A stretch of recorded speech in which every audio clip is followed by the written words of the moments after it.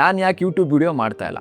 ನನಗೆ YouTube video ಮಾಡೋದು ಆಸೆ, ಆದರೂ ನಾನು ಮಾಡ್ತಾಯಿಲ್ಲ. ನನ್ನ ಹತ್ರ ಕ್ಯಾಮ್ರಾ ಇದೆ, ಲೈಟ್ ಇದೆ, ಕಂಪ್ಯೂಟರ್ ಇದೆ, ಬ್ಯಾಕ್ಗ್ರೌಂಡಲ್ಲಿ ಚೆನ್ನಾಗಿ ಕಾಣಲಿ ಅಂತ ಒಂದು ಗಿಡ ಕೂಡ ತೊಗೊಂಡಿದ್ದೆ. ಆ ಗಿಡ ಹತ್ರ ಮರ ಆಯಿತು, ನಾನು ವೀಡಿಯೋ ಮಾಡಲೇ ಇಲ್ಲ. ಸೊ ನಾನು ಏನಕ್ಕೂ ವೀಡಿಯೋ ಮಾಡ್ತಿಲ್ಲ.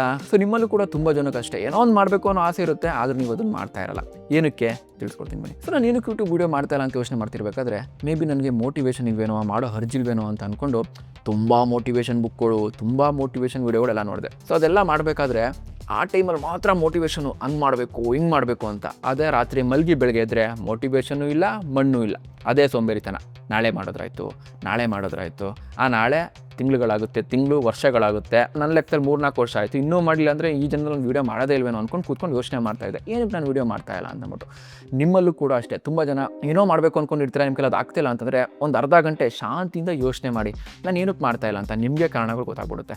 ಸೊ ನಾನು ಈ ರೀತಿ ಯೋಚನೆ ಮಾಡಬೇಕಾದ್ರೆ ತುಂಬ ಕಾರಣಗಳು ಗೊತ್ತಾಯಿತು. ಒಂದು, ನನಗೆ ಭಯ, ಜನ ಏನು ಅನ್ಕೊಂಡ್ಬಿಡ್ತಾರೋ, ವೀಡಿಯೋ ಓಡಲಿಲ್ಲ ಅಂತಂದರೆ ಏನೋ, ಜನಕ್ಕೆ ನಾನು ಮಾಡೋ ವೀಡಿಯೋ ಅರ್ಥ ಆಗಲಿಲ್ಲ ಅಂದ್ರೇನೋ, ಆ ಥರ ಒಂದು ಭಯ. ಮತ್ತು ಪರ್ಫೆಕ್ಟ್ ವೀಡಿಯೋ ಮಾಡಿದ್ರೆ ಪರ್ಫೆಕ್ಟಾಗಿರಬೇಕು, ಹೈ ಕ್ವಾಲಿಟಿ ಇರಬೇಕು, ಬ್ಯಾಕ್ಗ್ರೌಂಡ್ ಚೆನ್ನಾಗಿರಬೇಕು, ಲೈಟ್ ಸೆಟಪ್ ಚೆನ್ನಾಗಿರಬೇಕು. ಸೊ ಈ ಥರ ಒಂದು ಯೋಚನೆಗಳು. ಸೊ ಅದಾಗೋ ತನಕ ಮಾಡೋದು ಬೇಡ ಅಂದ್ಕೊಂಡು ನಾನು ತಡ್ಕೊಂಡು ಬರ್ತಾನೆ ಇದೆ ದಿನಗಳನ್ನ. ಅದು ಬಿಟ್ಟರೆ ಏನೇನೋ ಯೋಚನೆಗಳು ಮತ್ತು ಸೋಂಬೇರಿತನ. ಸೊ ಈ ಕಾರಣಗಳಿಂದ ನಾನು ವೀಡಿಯೋ ಮಾಡ್ತಾ ಇರಲಿಲ್ಲ. ಈ ಸೋಂಬೇರಿತನ, ಈ ಜಾಸ್ತಿ ಥಿಂಕ್ ಮಾಡೋದು, ಇದಕ್ಕೆಲ್ಲ ಸೊಲ್ಯೂಷನ್ ಏನು, ಚಿಕಿತ್ಸೆ ಏನಪ್ಪ ಅಂತಂದರೆ ಟೇಕ್ ಆ್ಯಕ್ಷನ್. ಅಂತಂದರೆ ಶುರು ಮಾಡಿ ಅಷ್ಟೇ. ನೀವೇನು ಅಂದ್ಕೊಂಡಿರ್ತೀರ ಅದನ್ನು ಶುರು ಮಾಡಿ. ನಾವು ಶುರುನೇ ಮಾಡಿದೆ ಬರೀ ಅದ್ರ ಬಗ್ಗೆ ಯೋಚನೆ ಮಾಡ್ತಿದ್ರೆ ನಾವು ಈ ಜನ್ಮದಲ್ಲಿ ಅದನ್ನು ಶುರು ಮಾಡಲ್ಲ.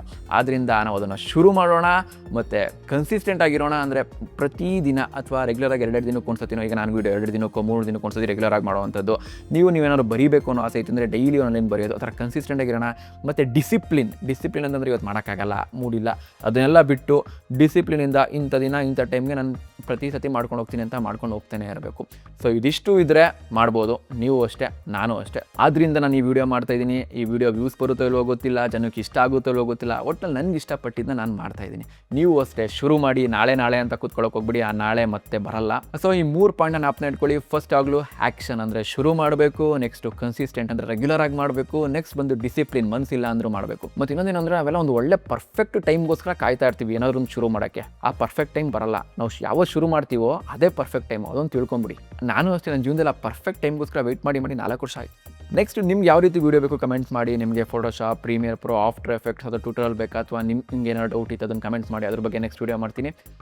ನಾನು ಚೇತನ್, ಇನ್ಮೇಲೆ ರೆಗ್ಯುಲರಾಗಿ ಸಿಗ್ತಾ ಇರೋಣ.